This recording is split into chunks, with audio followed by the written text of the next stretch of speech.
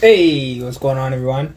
Isaiah Henry here, First Position Real Estate. I help government employees in Ontario invest in real estate so that they can grow their wealth and retire early. Today we have on Nikki and MJ, great individuals. It's a mother-son combination that we got going on right now. So that's super exciting. I'll give them a minute to log on and yeah, we'll get started. If anyone has any questions in the meantime, throw them in the comments, send me a DM. Love to talk and keep the conversation going. So weather good? The weather's getting a little bit better, but it's not too bad today, which is really great. Is there? But how's the market treating everyone? I know prices are going a little bit. There was a new bump.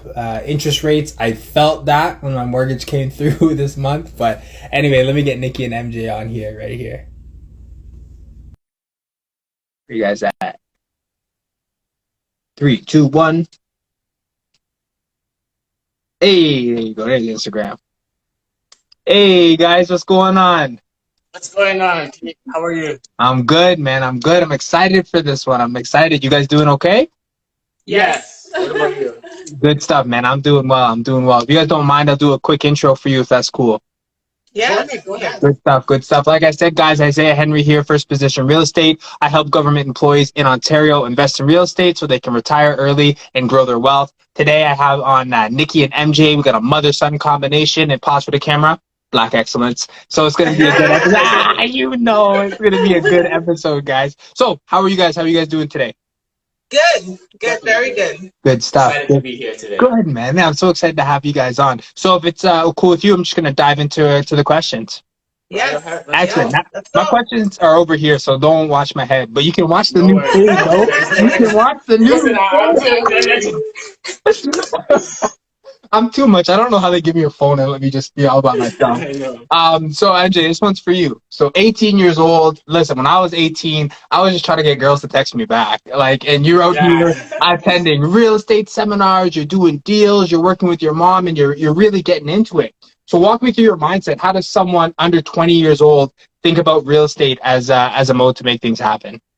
So I was about 15, 16 years old, and one day I was just going through YouTube, digital age, right? So I was going through YouTube and I see this video talking about revealing my $6 million portfolio.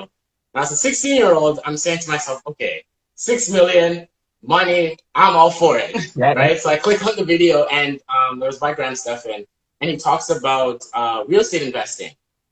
He mentions different types of real estate investing: commercial, residential, the different homes like single family, multifamily. So just a lot of information. And honestly, he talked about the books, the Rich Dad Poor Dad, Richest Man in Babylon, the Millionaire Next Door. So I was just like, whoa, I was overloaded. But it honestly was a mindset shift. Yeah. I looked at the video and I was like, wow, I have to tell my mom. I have to tell somebody. So I run upstairs at the same time and I say, Mom, look at this video. Look at this. This guy talking about real estate. He's talking about investing, generational wealth. And she was for it. We talk about it all the time. Something that we always wanted to do it within our own family.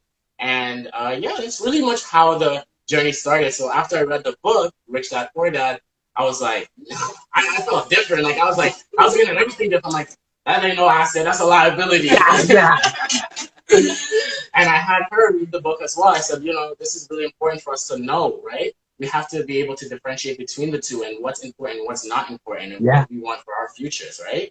So that's how it started, really. And we've both been encouraging and pushing each other ever since.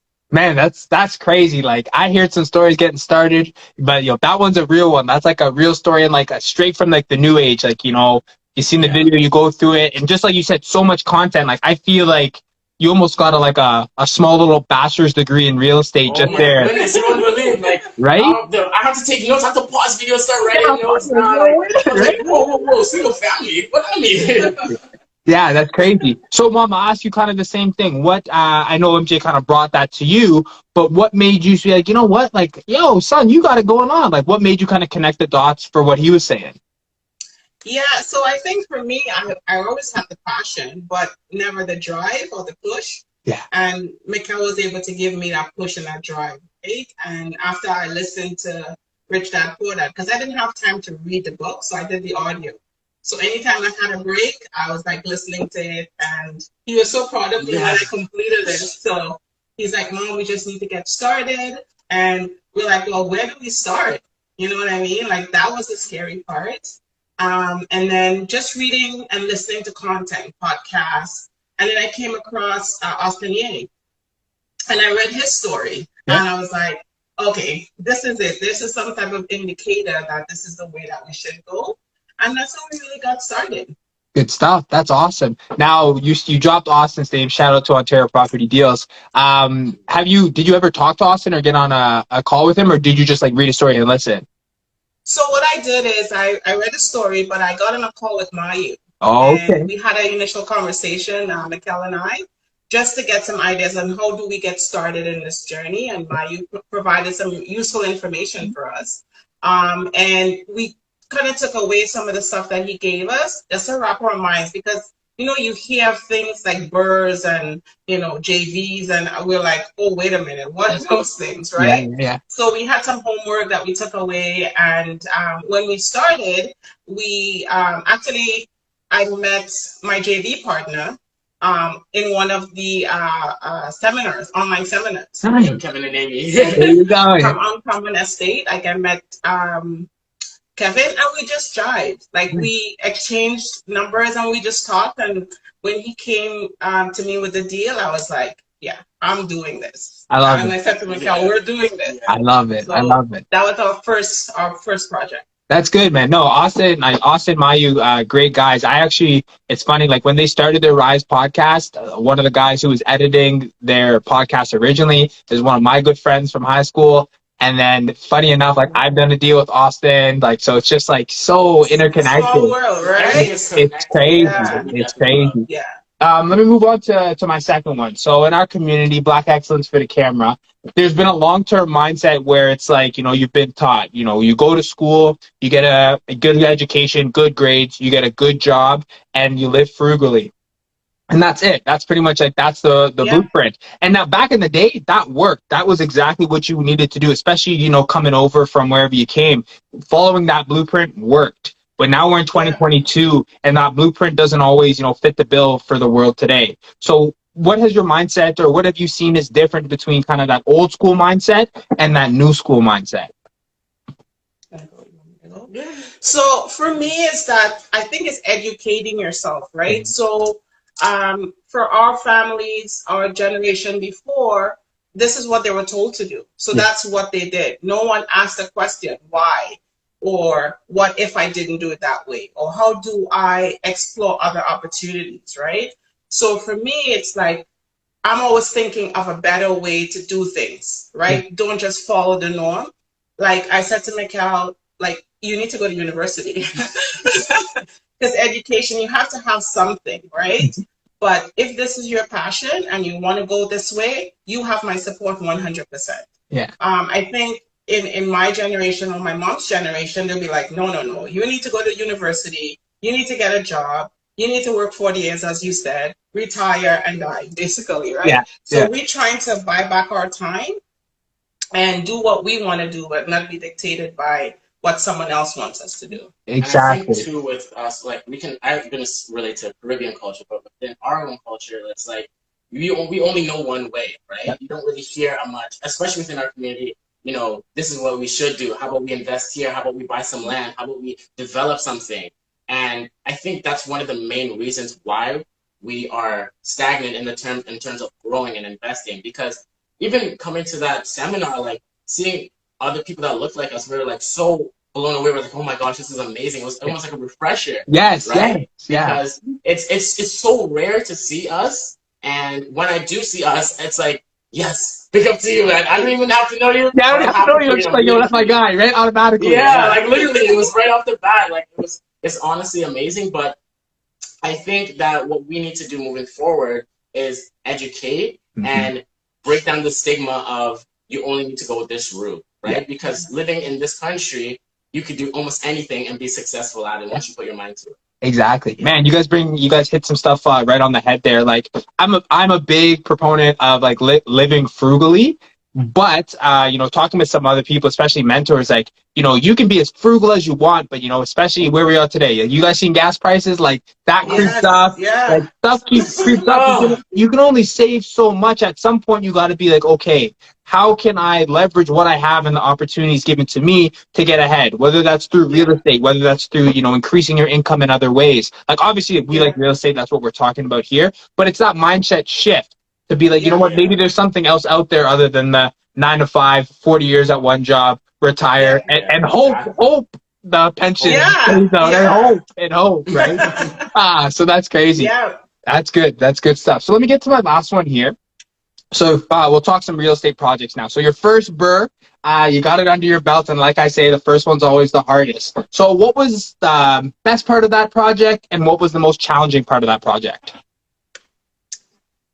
Okay, so for me personally, I think the most interesting thing was the amount of information, right? Because prior to us getting this house, the investment property, we were just thinking, okay, you buy it, you renovate it, you refinance, and that's it. But the type of property that we had, like, we're doing like a full, like, got in the basement, where we're doing everything. So the full house is going to be brand new. And the amount of stuff and work that you actually need to put into it, it's like, whoa, like, I thought this was going to take like a few weeks, a few months at the most. But honestly, it's the best thing that I think we've ever been through, because the amount of stuff you learn and the connections that you make and the relationships that you develop with people, like, it's a lifetime, right? So that's one thing I think was the most interesting about the project. That's how fast people can get things done. Yeah. I've seen people work prior to, like, investment, just, you know, personal homes, and people move slow. They want to eat, they want to relax, want to watch a little TV, and then go back to work. But I've seen some contractors, and they just in and out. And honestly, it's amazing to see how dedicated so much people are. Like, people are into, you know, creating something beautiful, right? So I think that was the most interesting on. That's cool, man. That's really cool. So for me, I think what was really interesting in this, not knowing anything, right? Like, you have the basics, but not knowing the work behind the scenes. And our JV partners, they're working behind the scenes, pulling everything together, like permits and designs and all of that stuff. And, you know, us meeting weekly for updates and all of that stuff. So I love that part, because I was learning, right? I'm learning at the same time, and they're like so free with the information, right? They're just giving it to us.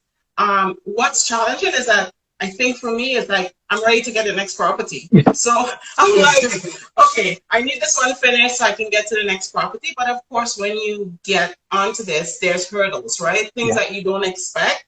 And that's, I mean, we've had a couple of hurdles, but we're moving forward, and it's going to look great when it's finished. Our designers, everything, our whole team is amazing, and we're so grateful for all of them. So that's awesome. That's awesome. Yeah, I'm in a very similar camp to you guys. I remember I did the first BRRRR. I'm like, I walk in, what do you mean? Slap some paint, put some floor down, let's get this thing right. I know. Put some light in and you're done. Yeah. I'm like, I'm already counting my rent check at this point. I'm like, that's good, right? So it's funny that, you know, other people, you know, see that same challenges that come up, but I feel like you learn, like, I know more about renovation than I ever thought I would in my life, just through a couple simple renovations, you know, some hiccups, learning, like, I had no idea what a sub pump was, and now, bro, you can call me up, I say, right? So it's, that's awesome. That is really awesome to hear your guys' journey there. Anyway, that's my 3 questions for me. Did you guys have any questions for me?